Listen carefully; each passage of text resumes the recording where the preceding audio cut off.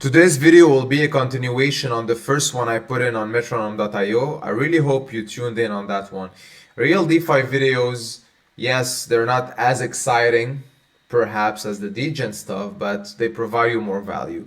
So I want to touch base on a very specific and perhaps the actual unique selling point of metronome, that is smart farming. We're going to discuss what it does, how it works, and how you can leverage it.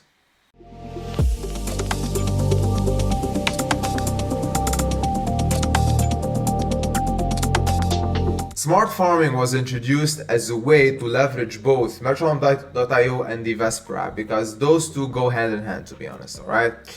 Now, again, if you're not familiar with any of this, please refer to the original video I made on metronome.io. It has the basic concept explained about their synthetic borrowing platform, alright? So, jumping into smart farming, which is in my personal opinion an upgrade or a version 2.0 that has more yield potentials as an investor if you're somebody who wants to dabble into real DeFi, and it's made very easy to use, but there are many things that one person should understand. Like, don't go into this blind, don't look at the numbers, I can earn that much, cool, let's go in. No, one has to understand the underlying mechanics that go on in the back end so you can expect the results that you want and you partake in the risks that are out there. All right, so with that in mind, let's look at the model itself. So first things first, when you go to the smart farming option in the DAPP itself, what you can leverage as collateral to begin with are USDC, OP, and ETH, and derivatives of these tokens. We're gonna mainly focus on the Vesper aggressive versions of these tokens. If you go on the Vesper app right now, you can deposit, let's say, USDC, and then you earn on that USDC in the background in a specific APY, and you receive a receipt token one-to-one called VA-USDC. It's like you minted VA-USDC by giving them USDC and you earn on that in the background. So that follows the idea of a rebase model, but it's called the rebalance model because in that pool, whenever it rebalances, your original amount, so whatever you put in the beginning, will grow over time. Okay? So let's say you wanna enter with USDC in smart farming. So you put in USDC. Now what happens in the background is the interesting part. That USDC is taken into Vesper, then exchanged for VA USDC. So now you have a yield bearing stablecoin. Now that VA USDC goes into metronome, which mints MSUSD, metronome synthetic version of USDC, and then that MSUSD is taken to Velodrome, a DEX on Optimism, for example, and exchanged back, or Curve if you're doing this on Ethereum, exchanged for USDC, which again is taken into Vesper, exchanged for VA-USDC. Mind you that whenever you mint a synthetic version on metronome, you mint at 80% collateral, alright? So you're not getting 100%, of course. So that process is repeated depending on how much you want to loop it in. Alright, so you can go from 0 or 1, there's no 0, to 4.5 times in terms of looping that process over and over again. So if you think about it, if you start with 1000 USDC, if you want to smart farm with it, you can increase your underlying collateral to 4.5k USDC by only depositing 1000 USDC, and you're gonna earn a multiplier on this based on your original deposited amount. So if you see, let's say, estimated APY jump from 4% at 1x loop to, let's say, 11% at 4.5x loop, so you're earning that on 1000 USDC. So that's how you should understand how this works. So at the end of the day, you are leveraging metronome to earn more on Vesper. So that's why they go hand in hand.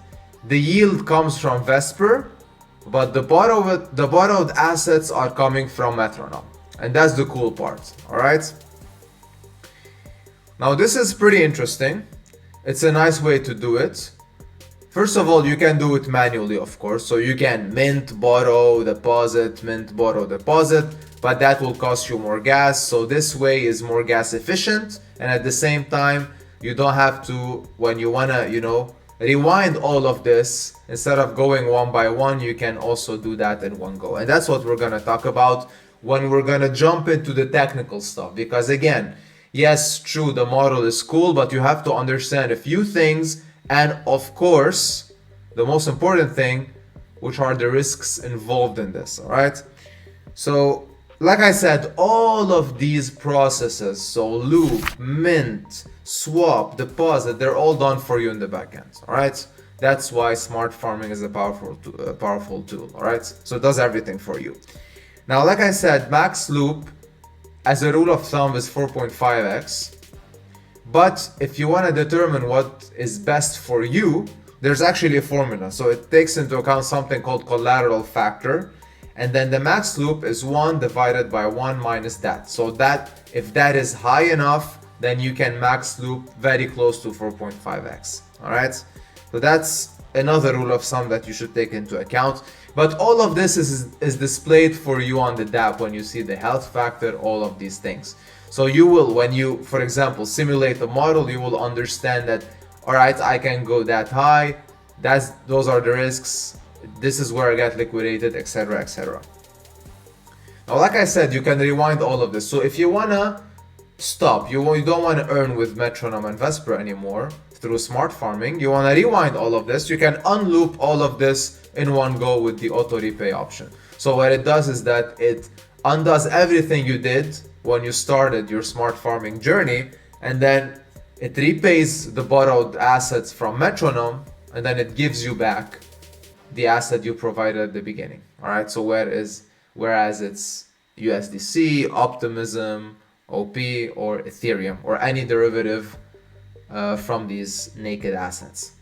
Now, main thing is coming, right? Risks are very important. Please take into account that these things are out there and they should not be neglected. Now, Oracle issues are a thing. Yes, if you don't have good Oracle support, unfortunately, with lag and all, you might enter a situation where liquidation can happen because of this. So keep that in mind when you're processing, lending on borrowing, and doing real DeFi stuff, so to speak. Now, market volatility is specifically tied to the idea of the price between the naked asset, the Vesper version, as well as the metronome version of the underlying derivatives, all right, or the liquid staking tokens or derivatives. So keep in mind that maybe because of markets going up and down very quickly, LPs might not rebalance quick enough for you to, escape potential liquidations. That is super rare, but that is a risk that you should keep in mind, all right?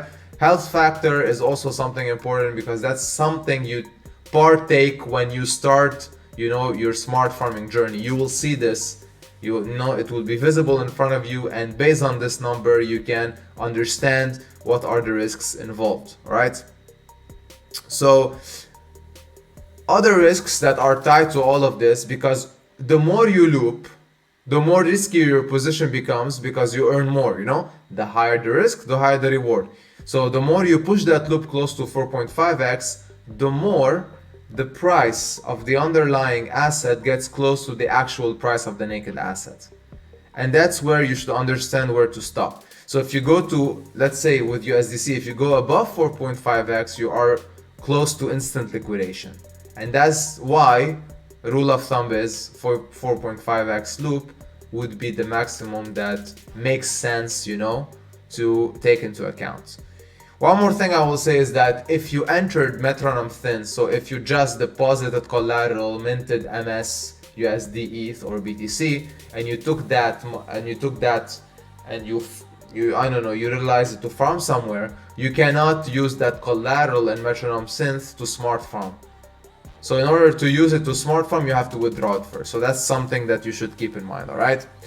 Now, I encourage you honestly to go on the DAPP and try to visualize some of the numbers. So here, for example, I have an estimated, you know, model with 1000. Actually, I put 1000 wrapped. Yeah, never mind. So with 1 ETH, what can you expect if you loop at, you know, at max, or if you change the loop to, let's say, 3x? How much is your actual deposit, which is this, versus your total deposit versus the amount you borrowed, etc., etc. It will show you the estimated APY, and it will show you your current loop based on the slider here.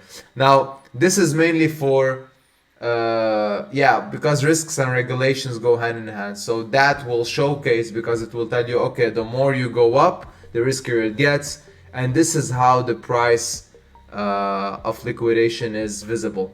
Now, mind you, this is not 100% accurate, all right, because you're not borrowing two different assets. You're borrowing two different derivatives of the same naked asset. So in theory, they shouldn't go so far off, unless, you know, things like the risk I mentioned earlier happen. But again, so whatever you see here is, yeah, it's true price in dollars, but in reality, it's not really that. And that's something I actually wanted to discuss with one of the guys behind all of this. I want to understand that maybe they should make this a bit clearer, because people would think that, in this case, that my liquidation price is very close, so it's super risky. But in reality, it's really not. And to understand, I guess, things a bit better, it's also worth going to the Vesper app to see that in those grow pools, for example, when you deposit a certain asset, that's how it functions. So when you put in USDC here, it gives you VA USDC, and it, you know, farms you an approximate APY based on what you see. But those numbers, again, are not 100% accurate, because they take into account something called time-weighted average price, and that is a bit, you know, defective, to say the least. And last thing is that to understand this a bit more clearer from a back-end type of view, based on an example, here you can see that with each loop, how much your deposit increases. If I start with $1,000, going into each loop, how much you borrowed versus how much you have. So if you really think about it, let's say I'm at loop 3, and remember, it's 80% when you mint a synthetic metronome asset. So that's why from 1000 you go to 800 minted MS, let's say USD, and then you exchange that for USDC. But the point being is that if you look at loop 3 or any of them, you would see that the difference between the amount deposited and borrowed is that 1000 that you actually supplied in the beginning. So at the end of the day, you unwind everything, you pay your borrowed amount, and you get your collateral back, if nothing like a liquidation happens in between. All right, I think I covered the premise of smart farming in a way where you would be able to understand it. Again, if you have any questions, feel free to reach out on Telegram. I'll be doing more videos surrounding metronome for sure, because there's a lot to talk about here, both metronome and Vesper, of course.